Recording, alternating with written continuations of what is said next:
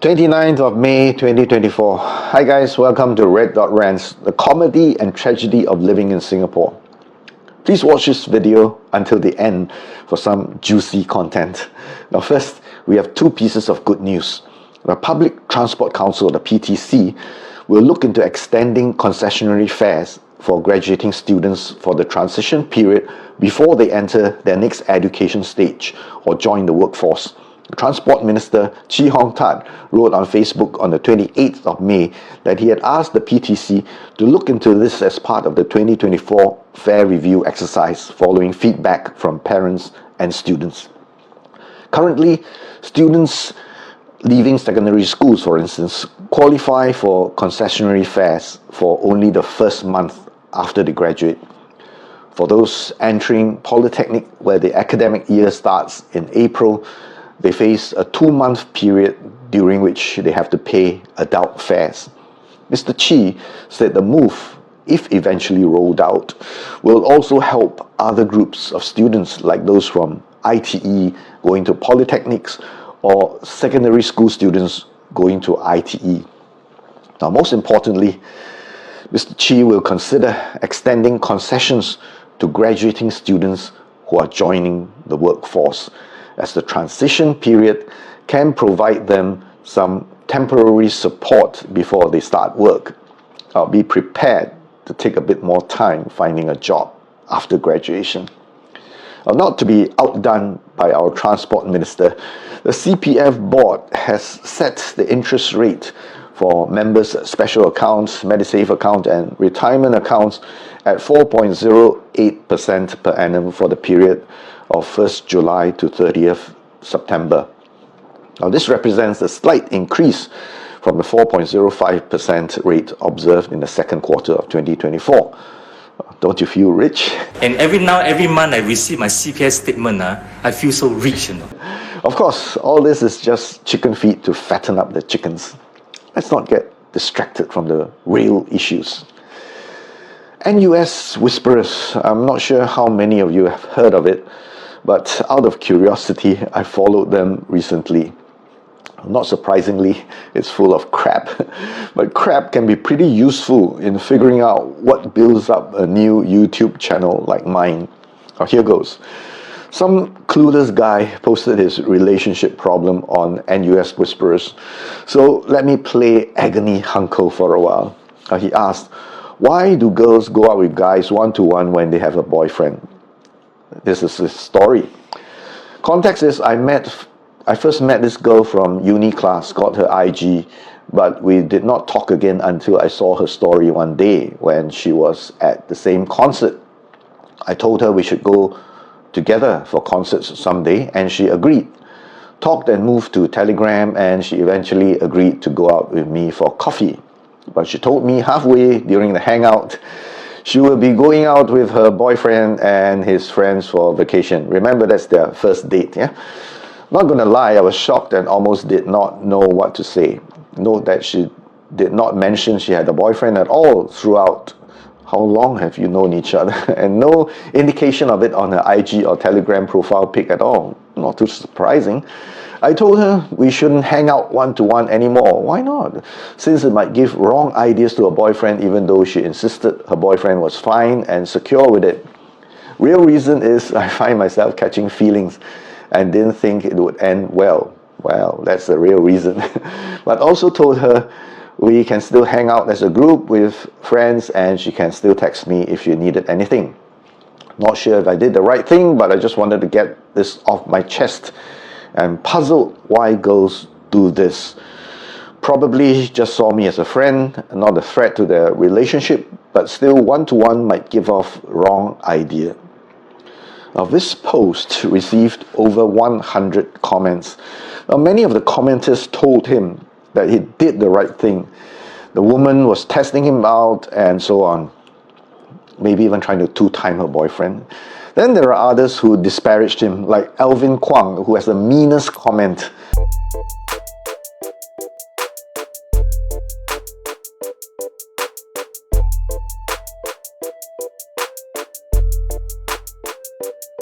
Horribly presumptuous and judgmental, but then I say this guy is clueless. We just need to pay attention to his statement revealing that she finally agreed to go out with him for coffee. And it seems that it was during this first date that she promptly informed him that she would be traveling with her boyfriend. Does that seem like she's trying to lead him on? I don't think so. I'm pretty liberal for a person my age, and I think it's perfectly okay for a girl who is attached to meet for coffee with a guy alone.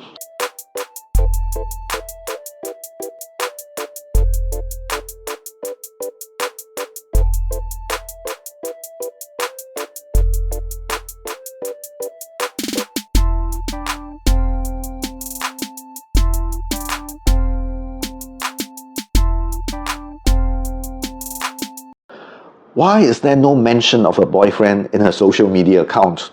Now, there is a variety of reasons. He could be a celebrity like Jackie Chan, or he could be a married man, also like Jackie Chan. We don't have enough information to judge. For our clueless guy, I've lived long enough to see women divorcing their husbands to marry the best man at their wedding. You still stand a chance. But given your views about her meeting up with you despite having a boyfriend, would you accuse her of immorality by giving you a chance? Last year, I made a video on the criteria set by a Vietnamese lady who joined a marriage agency here. My channel was still very new, so not many people watched it. I hope you could go back and watch it now. The marriage agency's Facebook page put up a post from a very attractive Vietnamese woman looking for a spouse in Singapore. And the criteria state that the man needs to be under 36 years old and earning at least 4,800 a month. Now, that post sparked quite a strong reaction from some Singaporeans, calling that woman a gold digger.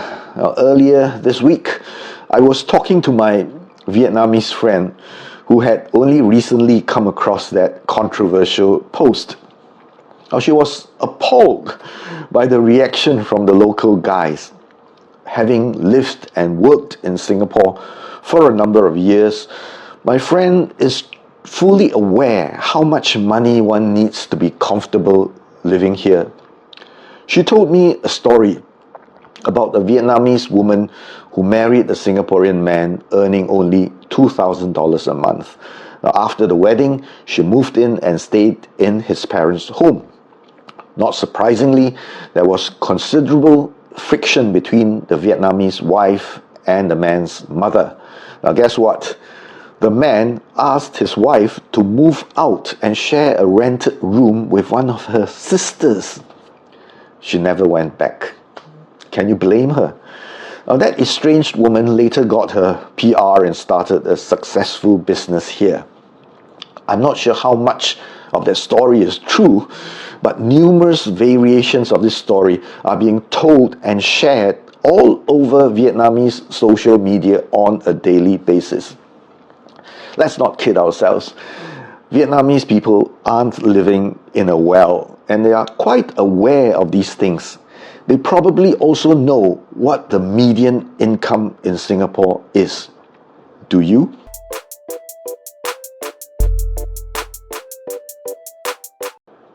Now, $4,800 is actually lower than our median income. Now, is that digging for gold? More like avoiding guys who CMI, just like my friend who wants to avoid making the mistake that her mother made. Now, for the low-income guys, I'm not looking down on you, but marriage is not a necessity in this day and age. Given the cost of raising a family in Singapore, not everyone is suitable. Are you sure you want to do this? 你觉得结婚有什么好处吗？没有好处啊，结婚就是找死，怎么这么说？没有好处，没有好处。结婚的好处就是别想了这么久，没有好处，没有什么好处，好像。觉得结婚有哪些好处？哎呀，结婚有什么好处？没什么好处，小孩子辅导的没人。你看我们这么大的岁数，还就这样，但是没人自食无赖。结婚的好处是什么呀？不知道，不知道。中国有什么好处啊？结婚的好处啊，培养下一代。结婚啊，结婚有什么好处的？结婚有个好处是有好处。阿姨，你觉得结婚有什么好处？不结婚最好。结婚有什么好处啊？结婚嘛，哪有看多哎？难回答。想问问你觉得结婚有什么好处？有什么好处？结婚没有好处，没有好处，结婚没有好处。Next, something interesting on Reddit shared on The Independent Singapore. I can never figure out how Reddit works. My posts kept getting deleted. Anyway, here goes.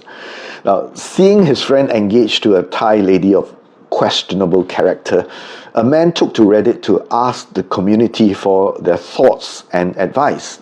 I quote, "I wouldn't really be concerned if it were just that, but he accidentally let it slip that she's used up most of his life savings, close to 100K, and she's been accessing his money without asking him, and now they're planning on getting married. Honestly, we were all shocked when he broke the news," unquote. What do you think of this guy's financial management? Well, perhaps he had been taking a comedian's words too seriously. This comedian.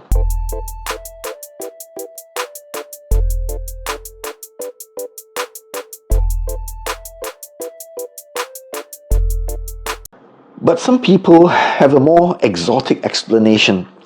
Now, this guy actually suspects that his good friend might be under some kind of spell because he refuses to end his relationship with this Thai woman, and he cannot explain why he is still with her and even wants to marry her. Now, look, there are millions of mismatched couples out there, and while some are easy to explain, like 50-year-old Leonardo DiCaprio and his 19-year-old girlfriend, some might seem a little more difficult to explain, but nothing supernatural nonetheless. If it's mundane and lasting, it's called commitment, and if it's fiery and transient, it's called infatuation. Curiously, a few Redditors advised the man to ask around at temples or speak with elderly people to find out whether his friend's relationship resulted from black magic and to see if they could break the spell. One Redditor suggested, verify it is the case by checking aura, behavior changes, and unprecedented actions.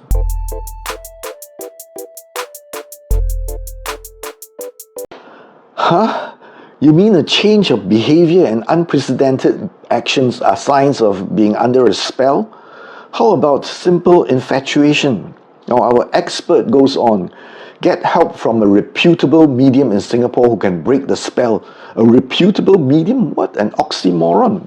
If none exists, he goes on, seek help from overseas mediums in Malaysia or Thailand. Older generation folks attuned to spiritualism or Taoism could help out if asked. Regardless of religion and beliefs, black magic does exist in this world. I'm sure these mediums can perform rituals and have amulets that cost thousands of dollars. Thankfully, there are still some sensible people around in Reddit. They believe that this friend is not under any mystical influence, but is merely making impulsive decisions driven by his desires rather than rational thinking. Precisely. Black magic is just a convenient excuse that horny uncles use when they are foolishly parted with their life savings. One intelligent Redditor said, Gong Tao is an excuse used by Sims to avoid taking responsibility for their actions. Easier to admit I was put under a black magic spell than I spent my life savings on a woman and received nothing in return. Now, that's a terrible way of putting it. Most of us just want commitment out of a relationship. The other party may not be all out to cheat you. Now, I remember staying at a friend's house in a village in Mae Hong Son in Thailand, where the place to take your bath was a bamboo screen located outside the house. Now, the moment the neighbors see you walking out of the house with a towel in your hand, they may need you to acknowledge their observation. Aap nam lo. There is no privacy whatsoever.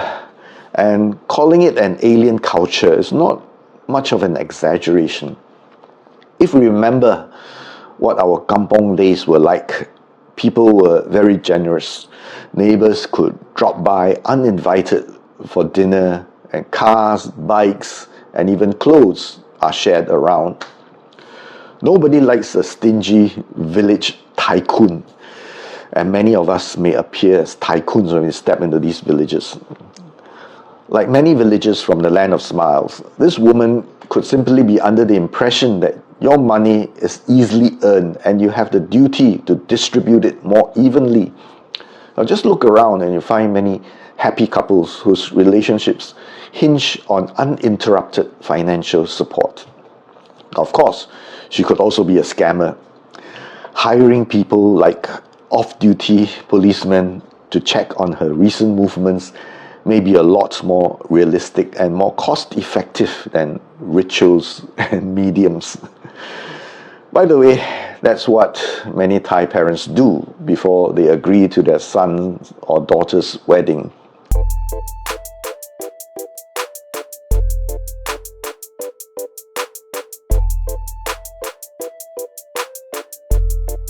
My message to this spellbound Singaporean guy is, do you really want to go there? Marriage is intended to be lifelong, but a lot of things can happen and many changes can occur within a lifetime. There is this meme that says, good women still exist, but our stomachs are not flat and we talk back.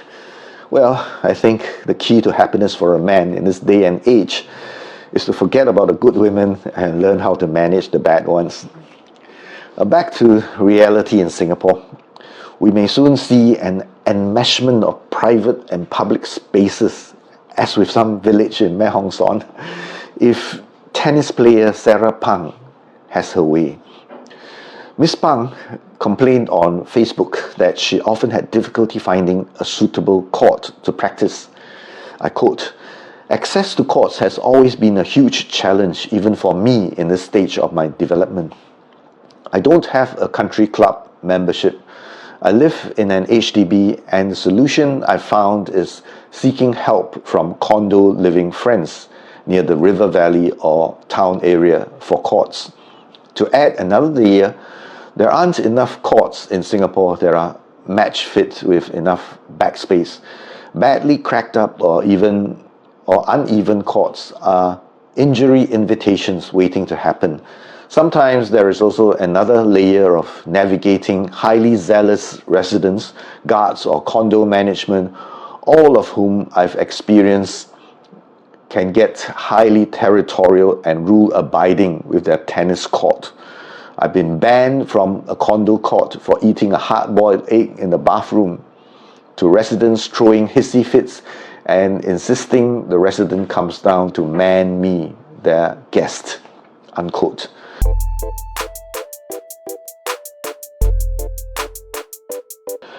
So Miss Pang wants condo residents to let her use their facilities and they are being over-territorial when they don't.